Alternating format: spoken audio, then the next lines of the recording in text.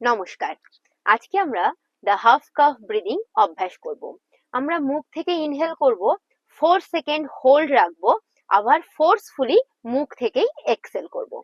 চলুন, আপনি পিঠ সোজা, normal breathing, inhale and exhale, then start করুন। Inhale, hold 1 2 3 4, forcefully exhale. Okay, আবার মুখ থেকে ইনহেল, হোল্ড 1 2 3 4, ফোর্সফুলি মুখ থেকে এক্সেল। এগেন ইনহেল, হোল্ড 1 2 3 4, মুখ থেকে forcefully exhale. Again inhale, hold 1 2 3 4, Excel.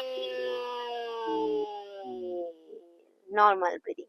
আমরা ঠিক এইভাবেই মুখ থেকে ইনহেল, হোল্ড, মুখ থেকে ফোর্সফুলি এক্সেল করে দ্য হাফ কাফ ব্রিদিং অভ্যাস করতে পারি।